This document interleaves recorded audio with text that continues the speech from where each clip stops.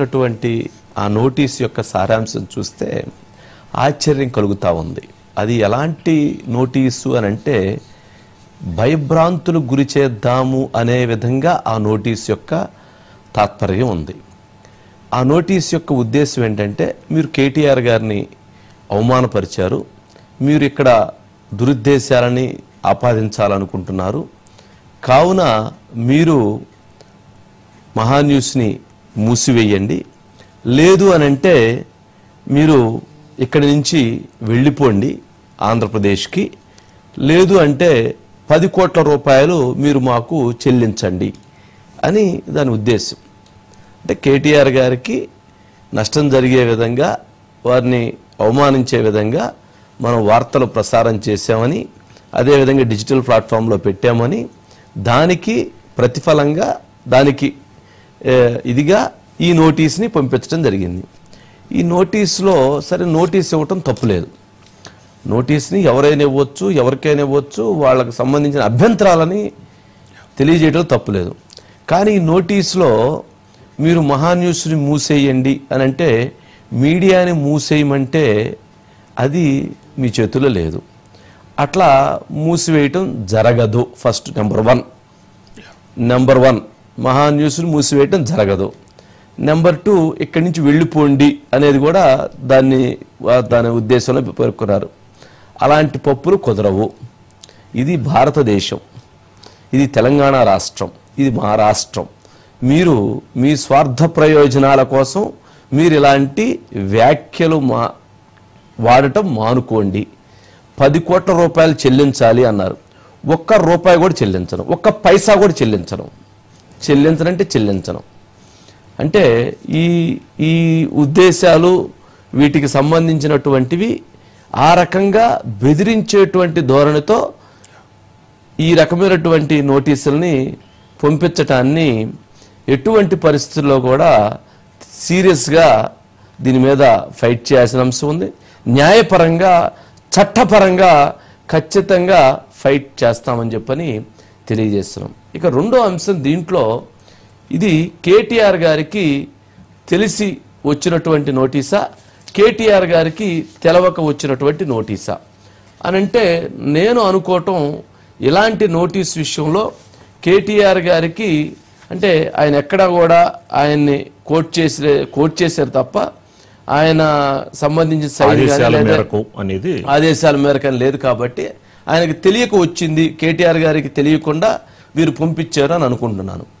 మీరు కేటీఆర్ గారిని భవిష్యత్తులో ముఖ్యమంత్రిని చేయాలనుకుంటున్నారా, లేక ఆయన రాజకీయంగా మీరు సమాధి చేయాలనుకుంటున్నారా, ఈ పక్కన ఉన్నటువంటి వాళ్ళు అనేటువంటిది నాకు అనుమానం కలుగుతూ ఉంది.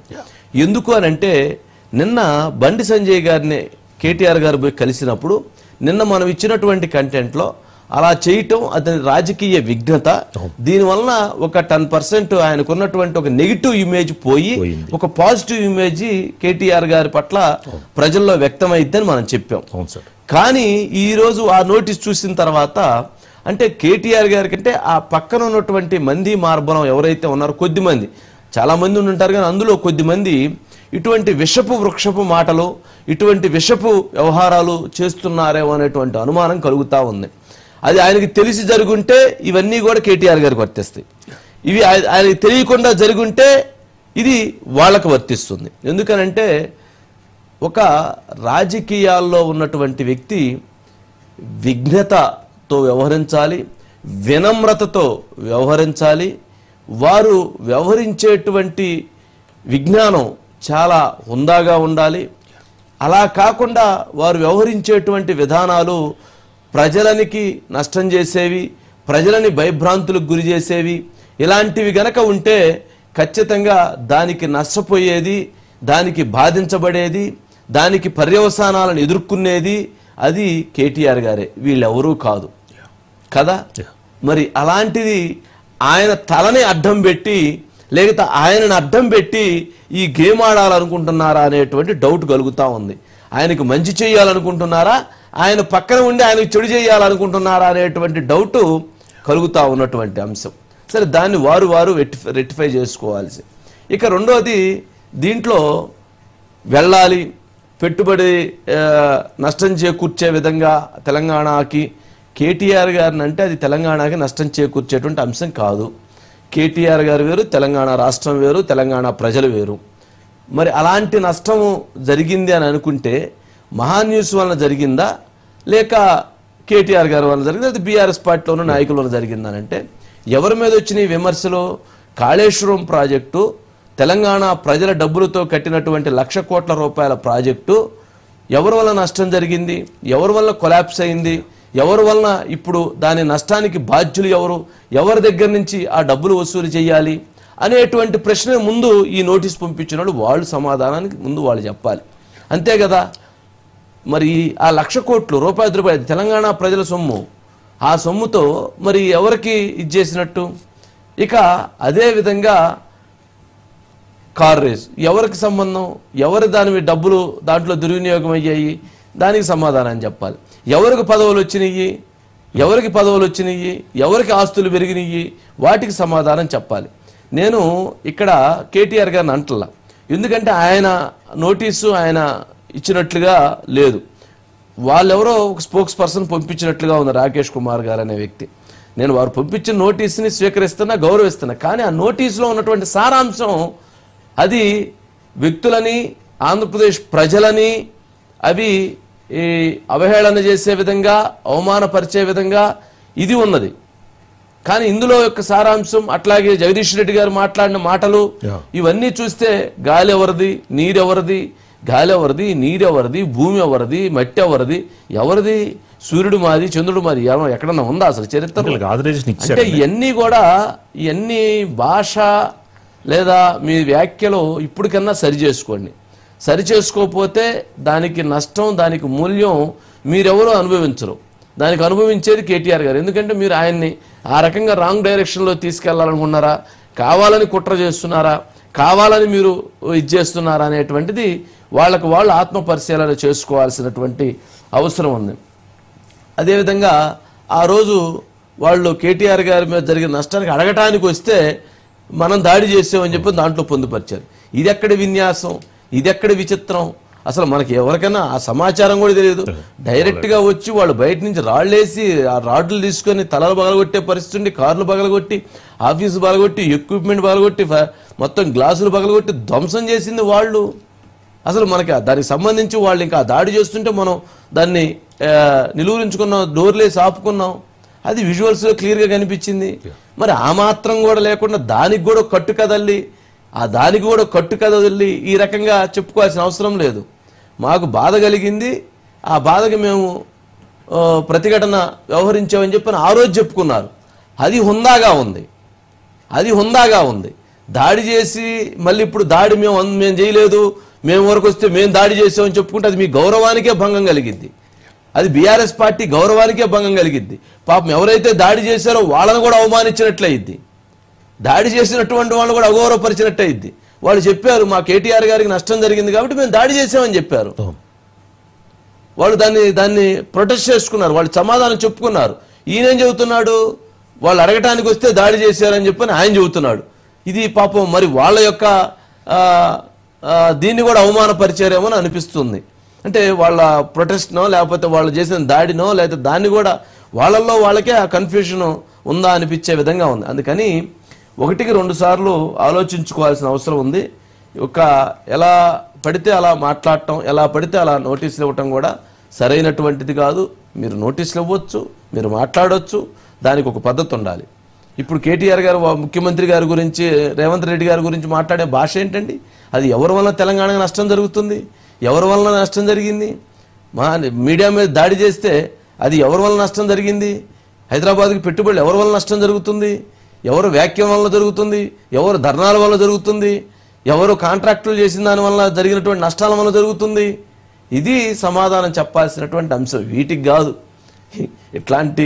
వీటికి కాదు, వాటికి సమాధానం చెప్పాలి. సమాధానం చెప్పాల్సిన బాధ్యత అది వారి మీదే ఉంది. కానీ ఇలాంటి బెదిరింపులు, ఇవి మాత్రం మానుకోండి. ఇలాంటి బెదిరింపులకి మహావంశీ భయపడడంటే భయపడడు. నేను మళ్ళీ గౌరవంగా, వినమ్రతతో, విధేయతతో మళ్ళీ నమస్కరించి చెప్తున్నా, మీరు గౌరవమైన భాష మాట్లాడండి, మీరు హుందాగా వ్యవహరించండి, మంచిగా వ్యవహరించండి. మేము అంతకంటే మంచిగా వ్యవహరిస్తాం, అంతకంటే హుందాగా వ్యవహరిస్తాం, అంతకంటే బాధ్యతతో వ్యవహరిస్తాం. మీరు రెచ్చగొట్టే విధంగా మాట్లాడటం, మీరు రెచ్చగొట్టే విధంగా అవమానపరిచే విధంగా మీరు నోటీసులు పంపిస్తే మాత్రం దానికి అంతకంటే ఎక్కువ దీంట్లో సమాధానం చెప్తాం. ఇందుట్లో ఎటువంటి ఇది లేదు. భయపడం, ఇలాంటి వాటికి భయపడం. అందుకని 1-2 సార్లు ఆలోచించుకొని మీరు స్టెప్ వేయండి అని నా విజ్ఞప్తి. ఇది కేటీఆర్ గారికి తెలిసి జరగలేదు అని అనుకుంటున్నా. ఆయనకి తెలియకుండా జరిగి ఉండేది అనుకున్నా. తెలిసి జరుగుంటే ఈ ఏను నోటీస్ ఉందో ఈ సమాధానం కూడా వారికి కూడా వర్తిస్తుంది. ఎందుకనంటే ఆయన ఎదగాల్సిన నాయకుడు, ఆయన పడగొట్టాలని ఇందుట్లో ఈ కుట్రలో వీళ్ళందరూ భాగస్వామ్యం అయ్యి ఈ రకమైనటువంటి కోటర్లు కొద్దిమంది అందుట్లో పాపం ఆయన ప్రేమించి ఆయన పైకి వెళ్ళాలి అని చెప్పని కొంతమంది మనతో మాట్లాడుతున్నారు. అది కానీ అది అక్కడ కొంతమందికి అది నచ్చక వాళ్ళ నాయకత్వం నచ్చక ఆయన కింద పడేయాలనే ఉద్దేశంతో ఇలాంటి వ్యవహారాలు చేస్తున్నారా అనేటువంటి సందిగ్ధత కలుగుతూ ఉంది.